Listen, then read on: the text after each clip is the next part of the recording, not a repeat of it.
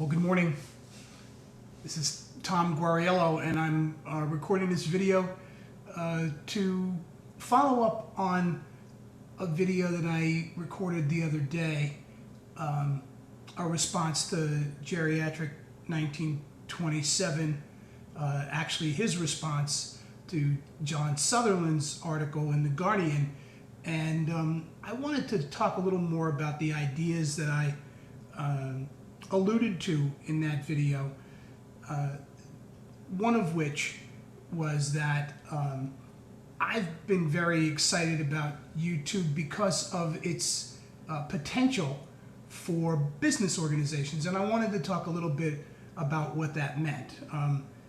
First, let me start off by just giving you a little bit of background about who I am and why these things are important to me.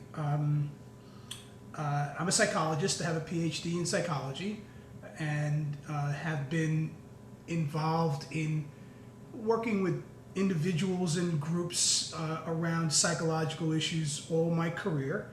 And about 20 years ago, I got involved in working with organizations as a consultant, and really found that to be a lot of fun and really enjoyed it a great deal. And so for the last 20 years, I've been working with organizations, different kinds of organizations, businesses,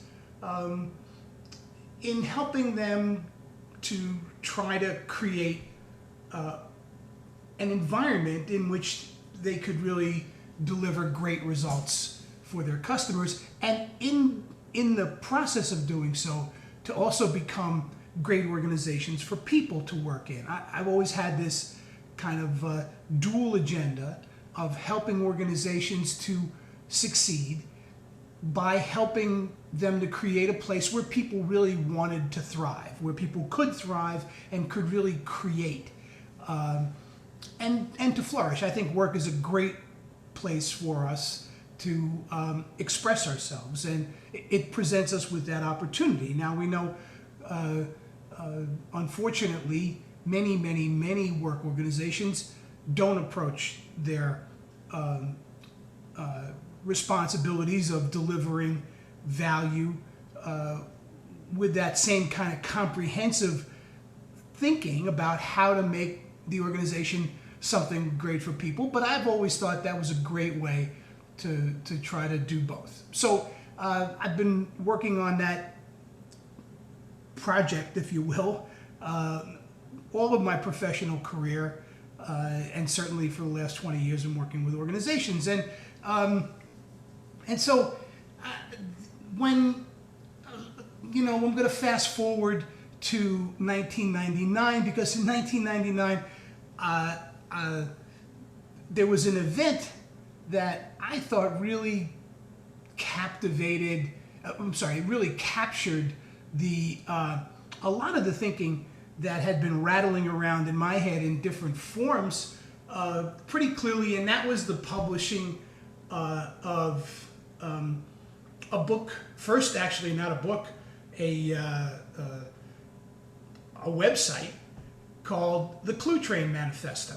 Now, those of you who have not read the Clue Train Manifesto, I heartily recommend that you go to www.cluetrain.com. That's C-L-U-E-T-R-A-I-N, cluetrain.com, because there, posted in April of 1999, is the original manifesto written by Doc Searles and Dave Weinberger and Chris Locke and Rick Levine. And so what was the Clue Train Manifesto? Let me just read you a couple of the very first lines of Clue Train Manifesto. And the very first line is, "A powerful global conversation has begun. Through the internet, people are discovering and inventing new ways to share relevant knowledge with blinding speed. As a result, markets are getting smarter and getting smarter faster than most companies." Goes on to say, these markets are conversations. Their members communicate in language that is natural, open, honest, direct, funny, and often shocking. Whether explaining or complaining, joking or serious, the human voice is unmistakably genuine.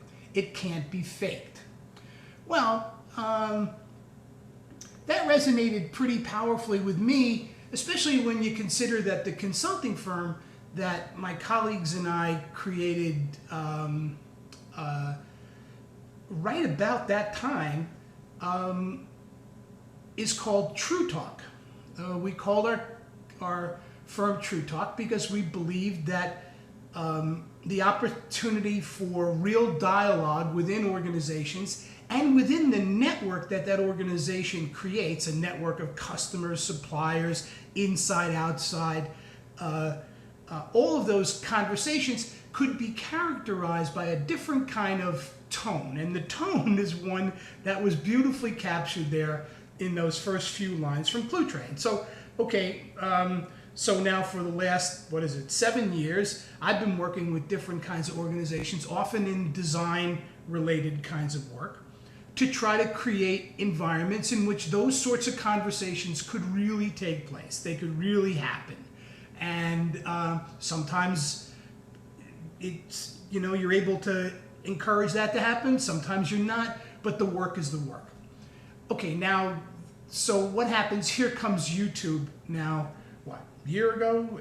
Is it a year? I don't know. But here comes YouTube. And in the last 6 months in particular, ramp up very important cultural phenomenon, very important opportunity for people to express that voice that Locke, Searles, Weinberger, and Levine are talking about there in Clue Train, to have that voice really come across. And so if, by the way, the Clue Train Manifesto is made up of 95 theses, kind of like the, well, never mind. So, and the first thesis is markets are conversations. So if in fact markets are conversations, then one of the things that businesses need to be able to do is to figure out how and where to have conversations with their customers, with their prospective customers, with people in their supply chain network, to have conversations in the kind of language that isn't characterized by the, kind of glossy marketing corporate speak that we hear so often in corporations, but is characterized by something else, characterized by this kind of authentic voice that we recognize right away when we hear it. And that was what I was commenting on in regard to Geriatric 1927. Here was a guy who was clearly speaking from an authentic center, a place that really, meant something to him. And here he was being derided for that, for being banal. And the point is, we're all banal. Our day-to-day lives are just our day-to-day lives. We're not anybody special. We're not anything. We're not celebrities, and we are just simply people trying to connect with one another. And our work is a place in which that connection can really take place. So, so seeing the kinds of things that I've been seeing on YouTube, not the Paris Hilton kind of, professional, or even look, it's great that we can always check out the cool segments from The Daily Show and the Colbert Report, the next day, and that there's always a repository for this great information here on YouTube. That's terrific. I mean, it's wonderful that there's that place.